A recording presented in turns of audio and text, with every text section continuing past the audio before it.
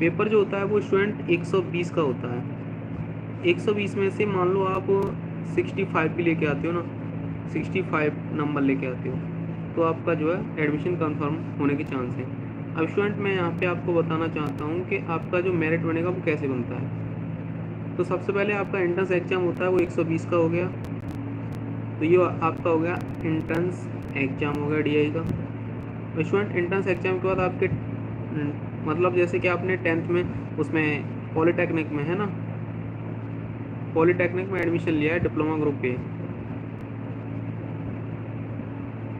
तो diploma group A में अगर आपने एडमिशन लिया है स्टूडेंट, तो उसके लिए आपको एंट्रेंस एग्ज़ाम के 120 में से और आपके जो 10th में मार्क्स हैं उसका परसेंट जुड़ेगा यहाँ पे, प्रतिशत, और प्लस इंटरव्यू।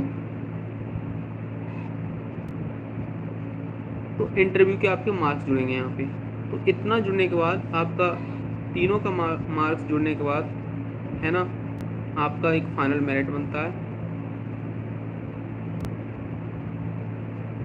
उस फाइनल मेरिट कट ऑफ के आधार पे, फाइनल कट ऑफ के आधार पे आपका एडमिशन वहाँ पे हो जाएगा। तो ये तो आपकी जनरल बात हुई यहाँ पे। तो स्टूडेंट आप लोग अच्छे से अपना एग्ज़ाम दें। जब आपका फाइनल कट ऑफ बन जाएगा, तो फाइनल कट ऑफ बनने के बाद मैंने बताया आपको एंट्रेंस एग्ज़ाम 120 नंबर का हो गया, प्लस 10th के मार्क्स हो गए, प्लस इंटरव्यू के मार्क्स हो गए। इन तीनों के मार्क्स जोड़ के एक कट ऑफ बनती है। उस कट ऑफ में जो आता है उस बच्चे का जो है डॉक्यूमेंट वेरिफिकेशन होता है और उसको एडमिशन मिल जाता है, और उसको SBI कलेक्ट के माध्यम से फ़ीस जो है सबमिट करने के लिए एक पासवर्ड दे दिया जाता है, रजिस्ट्रेशन नंबर मिल जाता है उसे, तो उसका एडमिशन कन्फर्म हो जाता है। तो स्टूडेंट ये आपका सिलेक्शन प्रोसेस हुआ। अब जैसे कि स्टूडेंट ग्रेजुएशन में एडमिशन लेते हैं BA में, BSc में, BTech में, तो उनके साथ क्या होता है, तो BTech में एंट्रेंस एग्जाम नहीं होता है। BTech में डायरेक्टली GMains और आपके इंटर की जो परसेंट होती है 12th की, और आपका जो इंटरव्यू का नंबर होता है, जो मार्क्स आते हैं, उसके आधार पे आपको BTech में एडमिशन मिल जाता है। तो स्टूडेंट ये आपकी जनरल बात हुई। अब BSc की और BA की बात कर लेते हैं। तो BA में क्या होता है स्टूडेंट, BA में भी आपका सेम प्रोसेस चलता है। 120 नंबर का आपका मार्क्स हो गया। BA की बात कर लेते हैं यहाँ पे।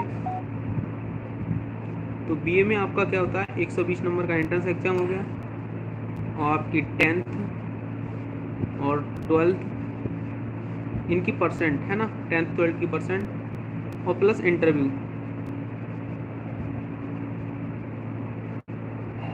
के मार्क्स आपके जो होते हैं वो जुड़ते हैं यहाँ पे। तो इतना प्रोसेस होने के बाद आपको DEI में